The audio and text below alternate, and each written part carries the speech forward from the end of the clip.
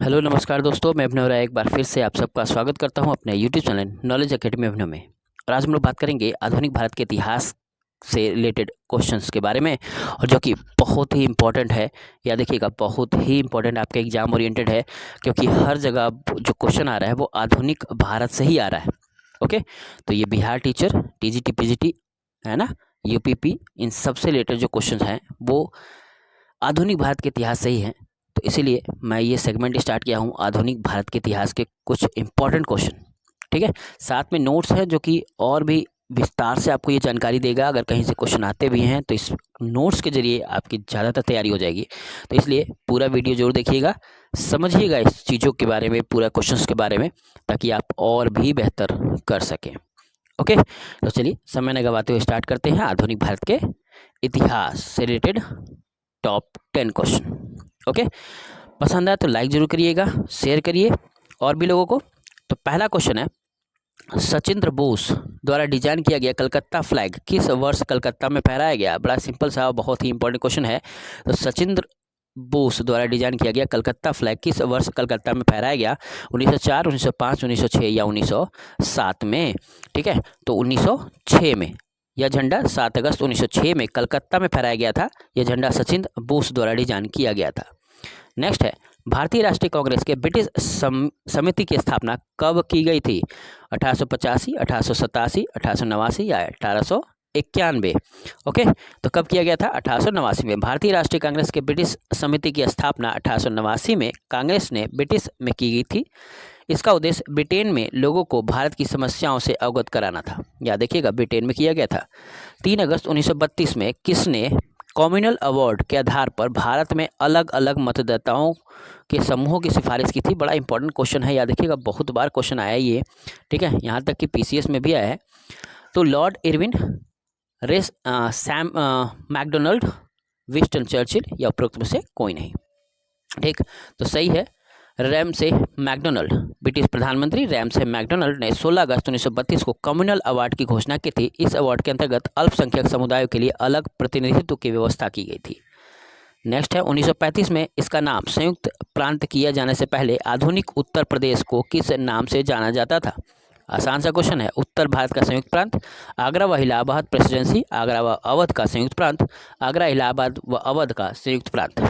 ठीक है, तो किस नाम से? आगरा व अवध का संयुक्त प्रांत के नाम से जाना जाता था। आगरा व अवध के संयुक्त प्रांत 1902 से 1947 तक अस्तित्व में रहा।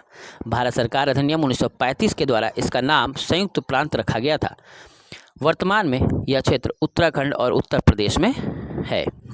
ओके, या उत्तर प्रदेश के नाम से जाना जाता है। आज भारत के कितने प्रधानमंत्री को भारत रत्न से सम्मानित किया जा चुका है आज तक? या देखिए, बड़ा इंपॉर्टेंट क्वेश्चन है। 3, 4, 5 या 7? ठीक है, तो करेक्ट है 7। अब तक 7 भारतीय प्रधानमंत्री भारत रत्न से सम्मानित किए जा चुके हैं। जवाहरलाल नेहरू, इंदिरा गांधी, राजीव गांधी, मोरारजी देसाई, लाल बहादुर शास्त्री, गुलजारी लाल नंदा और अटल बिहारी वाजपेयी भारत रत्न से सम्मानित किए जा चुके हैं। बहुत ही इंपॉर्टेंट क्वेश्चन है और आते हैं ऐसे क्वेश्चन बार बार। ब्रिटिश राज में ड्यूक ज्ञापन निम्नलिखित में से किसका आधार बना? नेहरू रिपोर्ट का, मॉन्टेग्यू चेम्सफोर्ड सुधार का, भारतीय परिषद अधिनियम 1909 का या भारतीय सरकार अधिनियम 1935 का? तो सही आंसर है डी, भारत सरकार अधिनियम 1935 का। ड्यूक ज्ञापन का संबंध सर विलियम ड्यूक से है। वे गोलमेज समूह के सदस्य थे। उनकी बनाई गई स्कीम मॉन्टेग्यू चेम्सफोर्ड सुधार के आधार पर बनी है। नेक्स्ट है, निम्नलिखित में से किस अधिनियम के द्वारा कार्यकारी परिषद में वायसराय की शक्ति में वृद्धि की गई? भारतीय काउंसिल अधिनियम 1861, भारत सरकार अधिनियम 1858, भारत परिषद अधिनियम 1892 या भारत परिषद अधिनियम 1909? ठीक है, तो सही आंसर है भारत काउंसिल अधिनियम 1861। भारतीय परिषद अधिनियम 1861 के द्वारा वायसराय की शक्ति की वृद्धि की गई थी। इस अधिनियम के द्वारा वायसराय की अध्यादेश जारी करने की शक्ति दी गई थी। उन अध्यादेशों की वैधता 6 महीने तक थी। ओके, नेक्स्ट, कर्नाटक युद्ध से पहले फ्रेंच और अंग्रेजों की स्थिति के संदर्भ में अवलोकन कीजिए। ब्रिटिश ईस्ट इंडिया कंपनी की स्थिति फ्रांसीसी ईस्ट इंडिया कंपनी से बेहतर थी। फ्रांसीसियों की नौसेना अंग्रेजों से अधिक ताकतवर थी। केवल 1, केवल 2, 1 और 2 दोनों सही है, 1 और 2 दोनों गलत है। क्या सही है?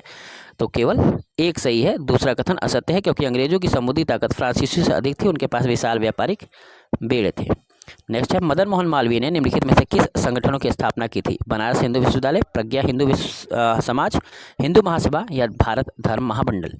ओके, केवल 1 और 2 सही है, केवल 2 और 4 सही है, केवल 1 और 3 सही है, या 1 2 3 4 सभी सही हैं? ठीक, तो सही उत्तर है सी, केवल 1 और 3 सही है। हिंदू महासभा की स्थापना 1914 में अमृतसर में की गई थी। इसमें पंडित मदन मोहन मौलवी का महत्वपूर्ण योगदान था। उन्होंने 1915 में बनारस हिंदू विश्वविद्यालय की स्थापना की। याद रखिए, ये 1916 में जाके पूर्ण रूपेण स्थापित हो चुका है। ठीक है, नेक्स्ट और लास्ट है, भारतीय क्रांति के पिता किसे कहा जाता है? दादा भाई नौरोजी, गोपाल कृष्ण गोखले, महात्मा गांधी या बाल गंगाधर तिलक। ठीक है, तो किसको माना जाता है भारतीय क्रांति के जनक? तो डी, बाल गंगाधर तिलक को। बाल गंगाधर तिलक 1980 में कांग्रेस में शामिल हुए। वैलेंटाइन चर्चिल ने उन्हें भारतीय क्रांति का पिता कहा था। तिलक ने सबसे पहले स्वराज की मांग की थी। ओके, तो ये थे टॉप 10 क्वेश्चंस। पसंद आए तो इसे शेयर कीजिए, लाइक करिए। आज के लिए इतना ही, धन्यवाद।